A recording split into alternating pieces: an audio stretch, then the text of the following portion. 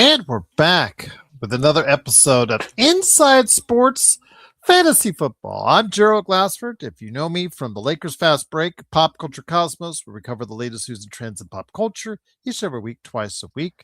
Wherever you get your podcasts, you'll be seeing this on those outlets as well. Plus, Inside Sports Fantasy Football, where we cover the latest news and trends in fantasy football. I also work for Lakers Latest in the Fan Arc Network as well. So great to have you here. We're going to be talking the Super Bowl, the big game. It's funny because, yes, JSJ, as I mentioned, I am going live with this based off of the Super Bowl. But it's so funny because I live in a town, one of the most active gambling towns on the planet called Las Vegas, where you cannot call the Super Bowl the Super Bowl. And everybody has the big game. We now know it more as the big game in this town than the actual Super Bowl. So if you guys go ahead and hear me say the big game constantly, that is the reason why, indeed. But it wouldn't be an Inside Sports Fantasy Football. It wouldn't be a Super Bowl preview show without a good friend, indeed. And of course, I got the expert among all experts when it comes to fantasy football and, of course, the NFL, along with his great son when he stops on by, Dominic. Unfortunately, couldn't make it tonight, so hopefully he'll have to go ahead and make up for it on future episodes down the road. But it is, of course, my main man. I've been doing this for several years with. It is Chris Lardieri. Chris, great to have you back on another Super Bowl preview show indeed. Gerald, great to be back. Thanks as always. Another fun season. Looking at my Facebook memories the other day, it looked like back in, I think it was 2018, Charles Smith and I, when we used to host a show together, came on to give our inaugural Super Bowl analysis and some prop bet suggestions and picks. And here we are 8 years later, still at it.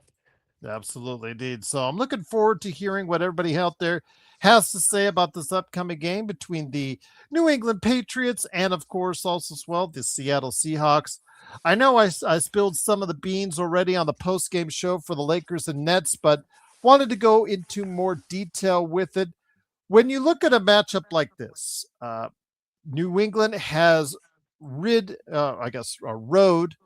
for lack of a better English term on that, probably more than any team I've seen in recent times on their defense.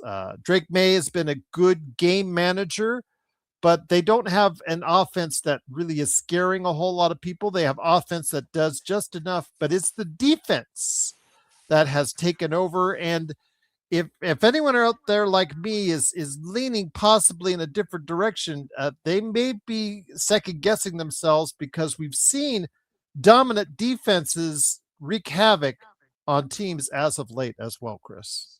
Yeah, we definitely have. You look at the last time the Super Bowl was played in Levi's Stadium, the Carolina Panthers with Cam Newton were high flying 15-1, and people underestimated the Broncos defense, and they completely shut down the Panthers that day. Weak armed Peyton Manning won his second Super Bowl ring. So you can never underestimate the power of a defense. When the Seahawks won their first Super Bowl, they did a similar thing to Peyton Manning and the Broncos. So on the flip side, I think a lot of people, NFL fans around the country, may not have realized what an excellent defense Mike McDonald has put together with the Seahawks. So I think it's a tale of two defenses, the Super Bowl ultimately.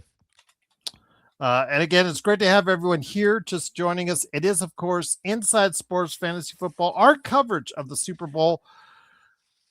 Again, that's the question. I think it's going to come down to, Chris. It's going to come down to Sam Darnold, who Justin Jefferson is actually very still upset. He is still seething every week that we see Sam Darnold go farther and farther in the playoffs. He seems to on social media seethe more and more and more and more about losing Sam Darnold to the Seattle Seahawks.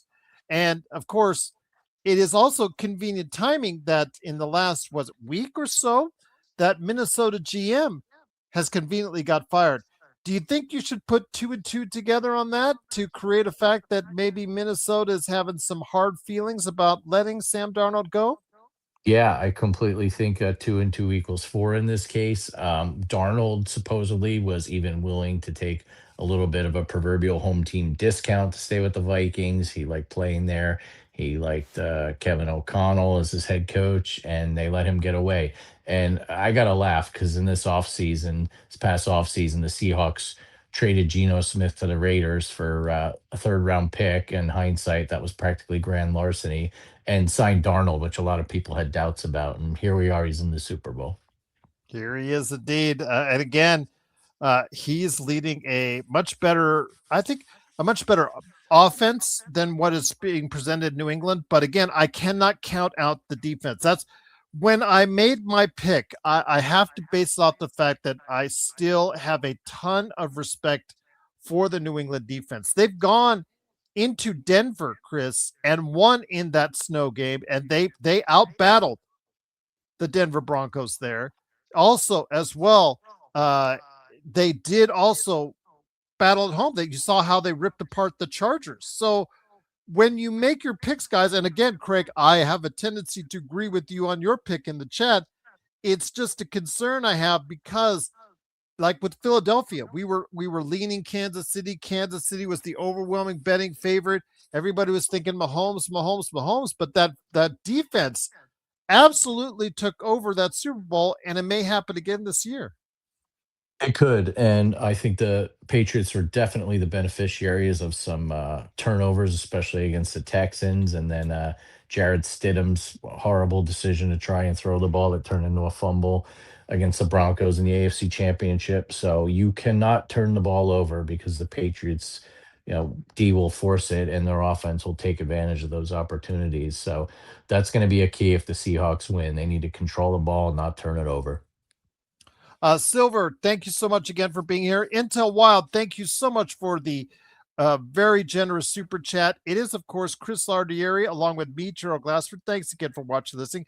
In the super chat, Intel Wild says, "Let's go Super Bowl." And with the emojis, just really awesome indeed.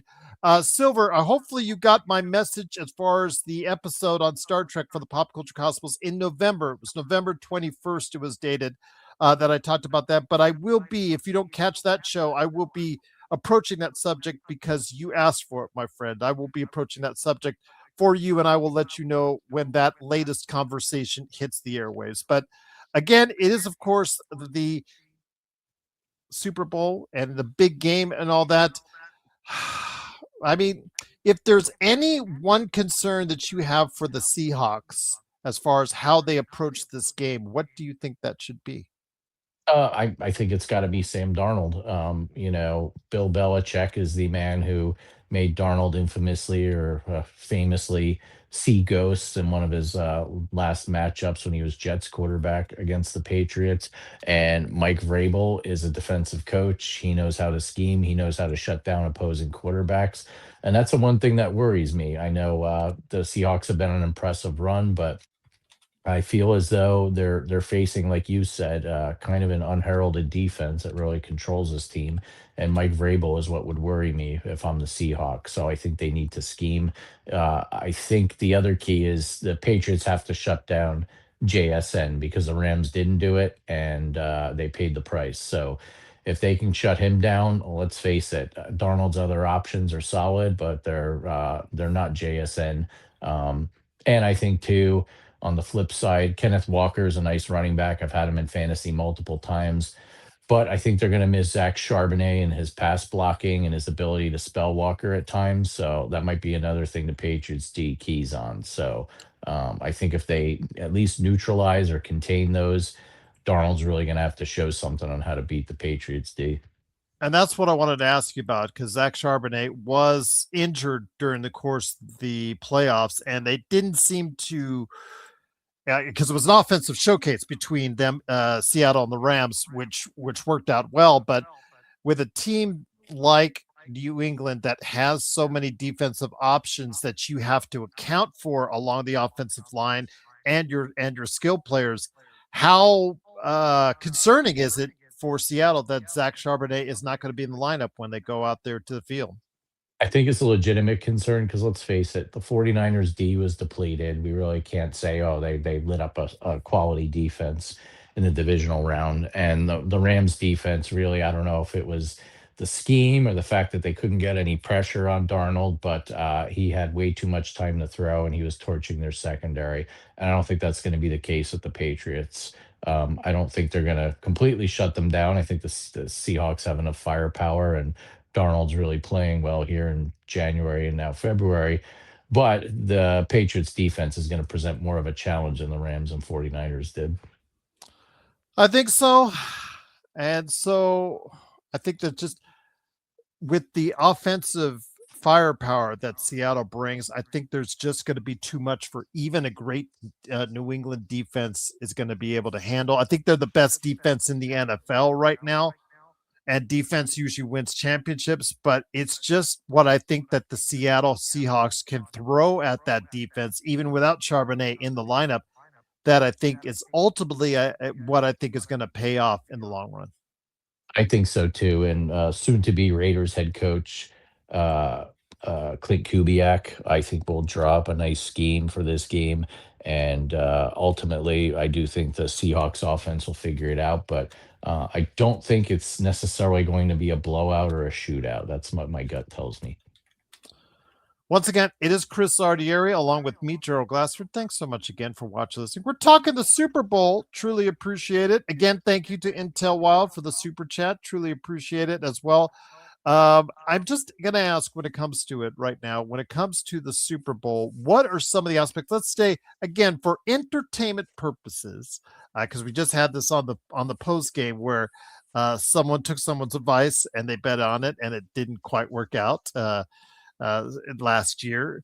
What are you looking for as props? What are you looking for as best? Are you looking for anything specific? Because I could tell you, there's some things I look for when I go and look out and search out. When I really get in the mood, when I really have a feeling, I do search out the sports books and try to find certain props. Is there anything that you think appeals to you when betting on the Super Bowl?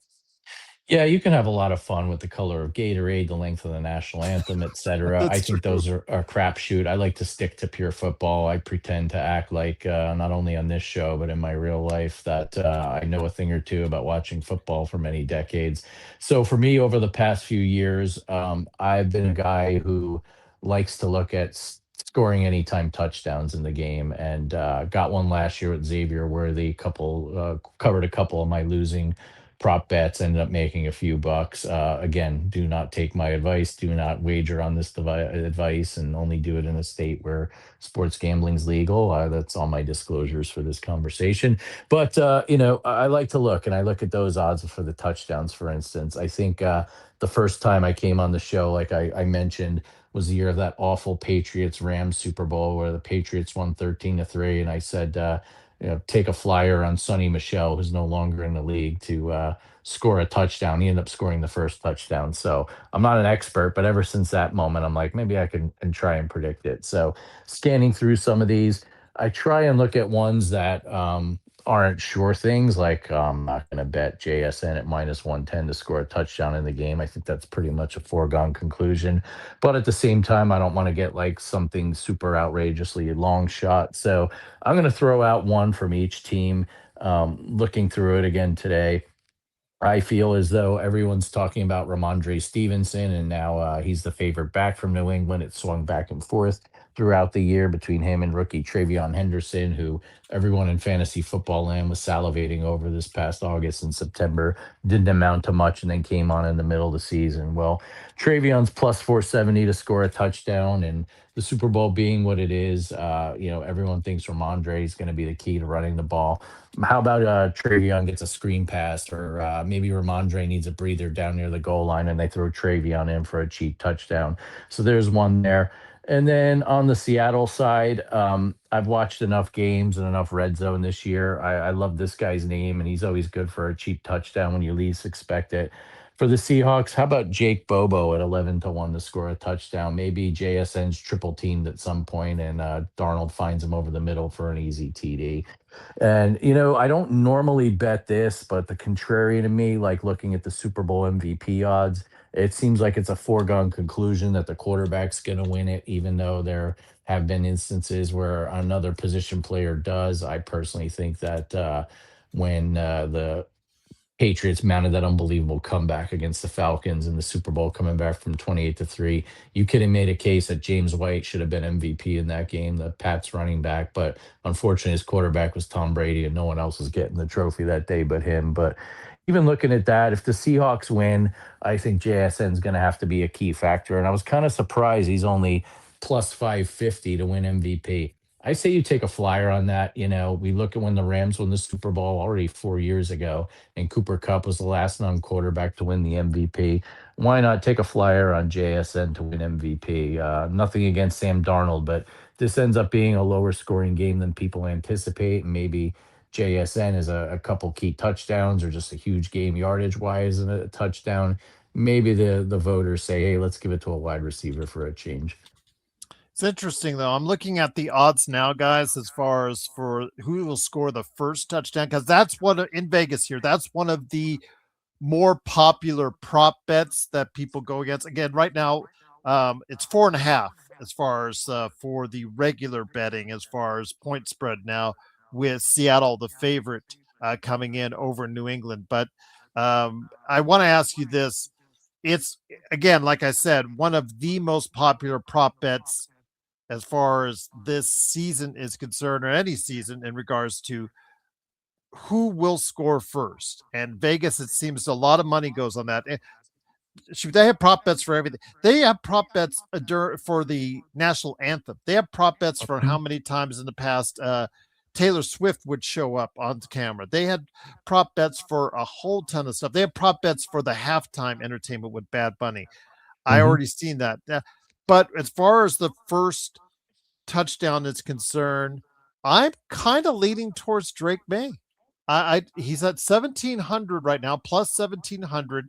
Decent odds if you can get it. And I'm just asking what your thoughts on Drake May scoring that first touchdown, maybe on a rushing touchdown by himself. I could easily see it. He's more of a running quarterback than people realize, and who knows? Maybe they get close to the goal line, or they run a bootleg. He runs it in on a sort of QB option. I think that's a fantastic one if you want to take a flyer on it. For me, I haven't checked the odds recently, Gerald. Maybe you could pull it up for me. But if on the flip side, my thought is for first touchdown, what do you go for that? What about going for that old veteran I just mentioned, Cooper Cup? Say the He's at Pats are keying on. I'd take 1,400. a flyer on that because he's been getting the ball. He's getting some more looks. Don't get me wrong; he's not going to supplant JSN in terms of targets or touches, but why not take a flyer on him for first touchdown? It's so funny because, again, if you look at the odds, my friend, you said Keyshawn Boot or Boutte, how you say it, he's 1,900. But the old veterans, Cooper Cup and Stephon Diggs, are 14 and 1,500, just because of name value. Just because of Yep. name value, I think that they get a lot more love just because of people know who they are.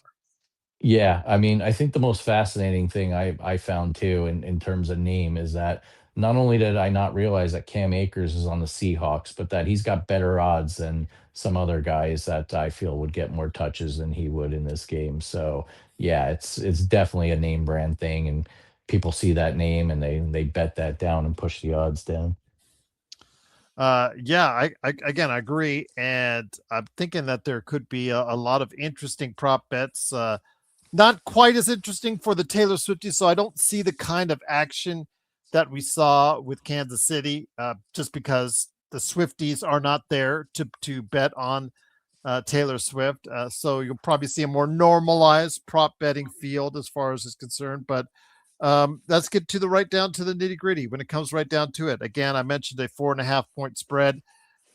I think right now I'm leaning Seahawks. Again, I just see a more well balanced team than I've seen from New England. New England has had a hard time. Snow, regardless of snow, they have a Hmm. hard time uh, just facilitating their offense at times.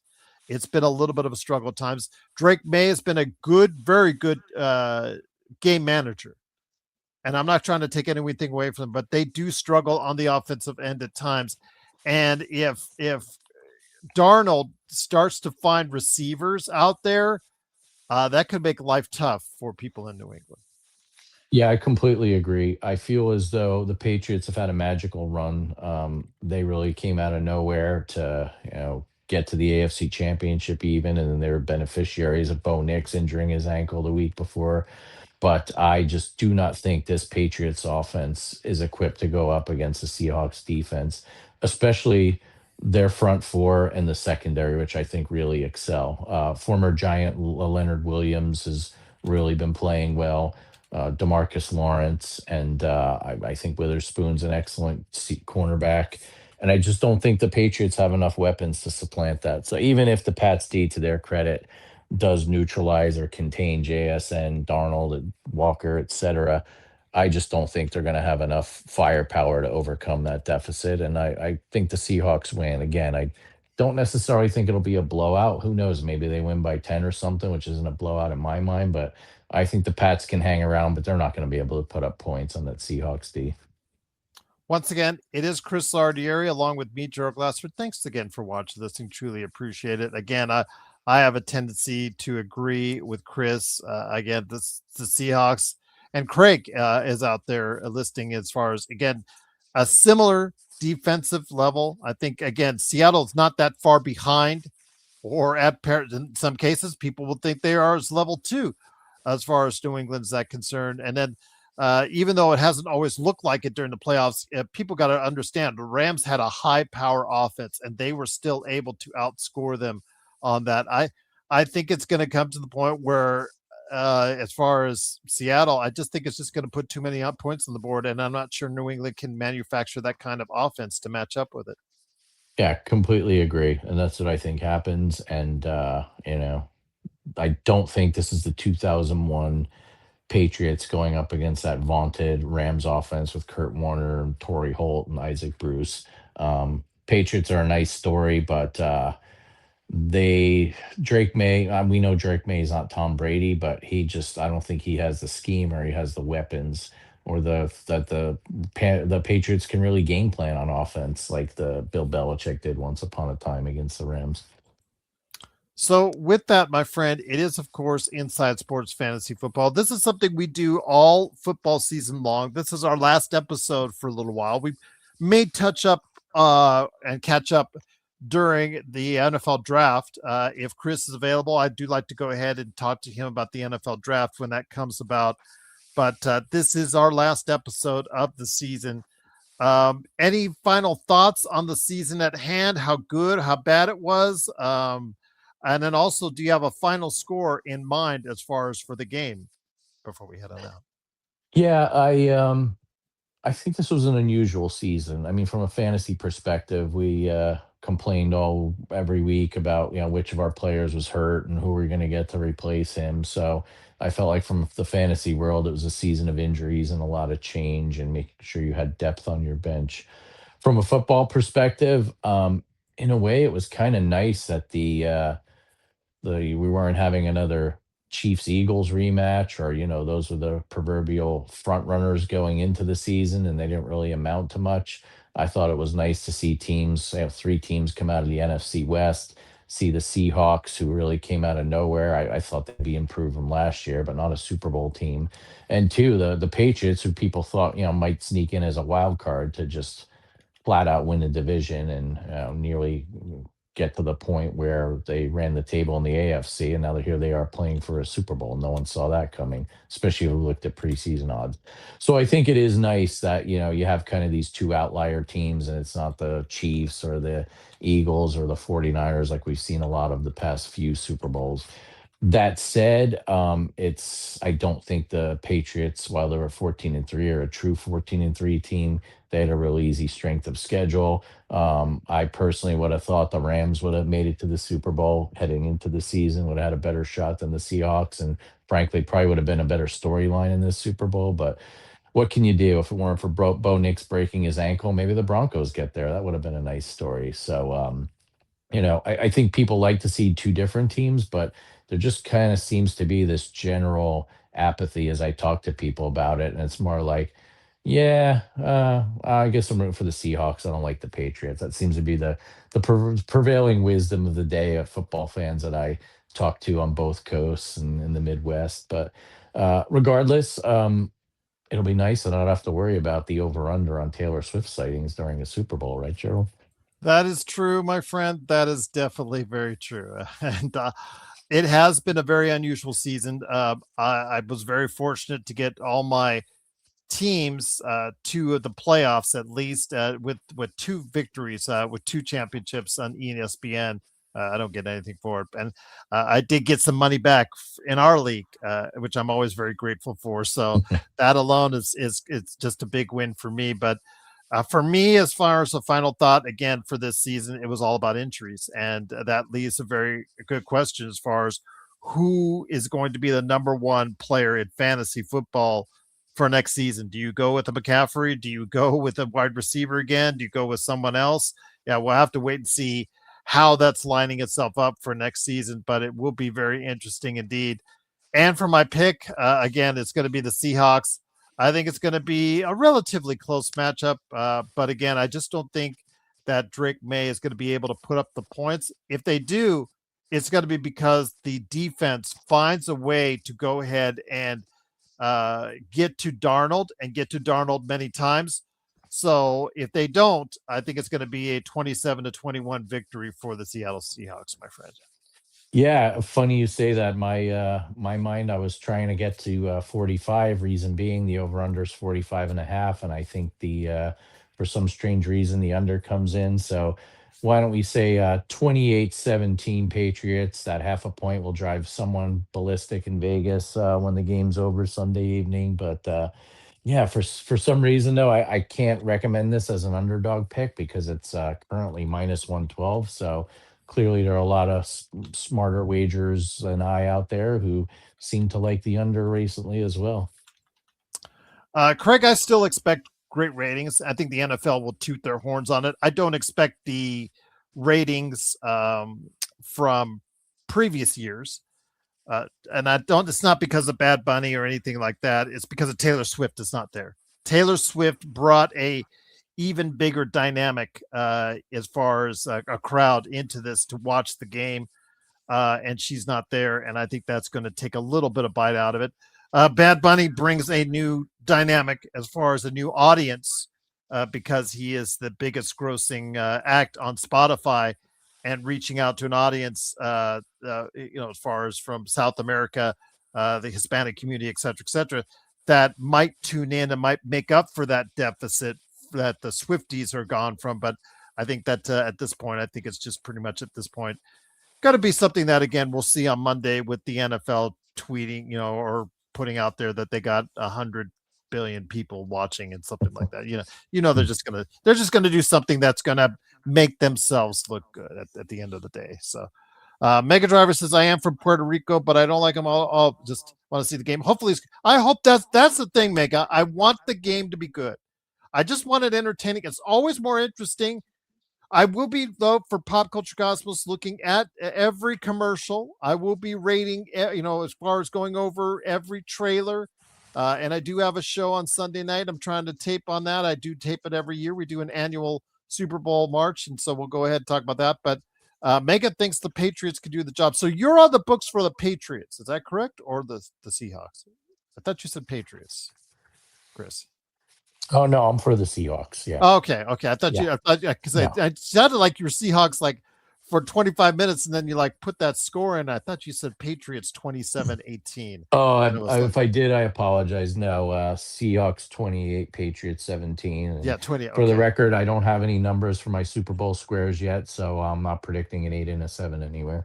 Yeah, absolutely. And Mega, you're right. Because remember, for many years, it was like always a blowout.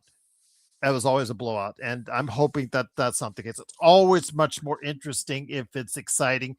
And it gets people, my family, I use my family as a gauge when watching the Super Bowl. If they get interested in what's going on, they don't care about the teams. They don't care about football. But if they see a close matchup as it ends the game, then you got a whole bunch of people hooked. And that makes the NFL so much happier indeed. Mega Driver says he took the Pats. Oh, you got +5. All right, sweet. Because it's 4.5 at most of the sports book I just checked. So you got the 5. You got the extra half point. Good luck, my friend. I hope you do win. And we'll see if I'm going to lay out any bets there at the sports books. But if you do, it's be responsible. It is, of course, Inside Sports Fantasy Football. It is Chris Lardieri along with me, Gerald Glassford. Thanks again for watching, listening. This is a quick Super Bowl preview. Glad you could join us for us, as far as with us on the show. Again, I do this with him all year long as far as the season is concerned. We will come back together possibly for the NFL draft, but we'll be back at least to set you up in advance for your own fantasy football draft. But before we head on out, my friend, a word of advice for people to do research on their players or fantasy football draft hopefuls before August arrives? Yeah, definitely. And if you're up for it, Gerald, I think once free agency winds down in March, that's always a great storyline. Willing to Yes, we do a did that show last year. there. You're right. You're right. Yes, we Yeah, did. Yeah. because Yeah. I feel that, as much as the draft gets hyped and everyone loves it and these so-called experts, fantasy football teams and players' values can go up and down based more on free agency. I feel like there will be some rookies that stand out, but everyone loved Ashton Genty this year, and because he had no team around him, he had a nice season, but by no means should he have picked, in hindsight, been picked ahead of Christian McCaffrey. So I think you got to pay attention to that. I mean, sometimes you got to look at strength of schedule. Some years it blows up and it doesn't materialize. But the Patriots are a perfect example of, yeah, they had a last place favorable schedule, and that definitely helped Drake May, for instance. So keep your eyes on things like that. Here near term, I think the coaching carousel makes for some interesting storylines with Kevin Stefanski going to Atlanta. I'm curious to see what they do at the quarterback position there, but regardless, I think that's good news for players like Bijan Robinson and Drake London. On the flip side, for my Giants, they finally have an actual head coach in John Harbaugh. And out of the blue today, Dom sent this to me. I thought it was a fake meme because I can't trust anything on Instagram these days. But sure enough, they hired Chiefs offensive coordinator as Matt Nagy as their new OC. So that was kind of a surprise. So I think it'll be interesting to see what he does with Jackson Dart, Malik Neighbors, and others. So things like that I think are interesting to keep an eye on. Case in point, you say to me, "Oh, Chris, so what does a coach matter?" Look at what Mike Vrabel did, turning this franchise around in 1 year. I'm not saying everyone's like that, but it can be done, and it can help your fantasy football players. And we'll see. As a former Trojan, I'm kind of rooting for Darnold. And again, if you're Justin Jefferson and you see him holding up the Super Bowl trophy at the end of the Sunday, he might just clear out of the way because he might be destroying a TV, and I'll leave it at that. But it is, of course, Inside Sports Fantasy Football on the Lakers Fast Break. Truly appreciate you joining us. Once again, if you check us out during the course of the season and in advance of your fantasy football draft, please do so. We provide some valuable information on a weekly basis when that season arrives. So hopefully you will check us out then, because Chris Lardieri, there's no one better as far as covering the NFL and fantasy football for you than Mr. Chris right here. And I tag along as well. You're too kind. I appreciate it, my friend. As always, been talking to you for many years on football and always love our conversations. It is Chris Lardieri. It's also me, Gerald Glassford. Thanks again for watching, listening. We'll be back, as I mentioned, for all the Lakers Fast Break folks. We'll be back tomorrow with a NBA draft special at 8 p.m. Pacific. And then, of course, we'll bring our trade deadline special. Plus, if any breaking news happens, if Rob Pelinka gets off his butt and actually does something, we will, of course, cover it, as always, right here on the Lakers Fast Break. But thank you again for watching the special edition of Inside Sports Fantasy Football. Have a great evening, everyone, and enjoy the Super Bowl.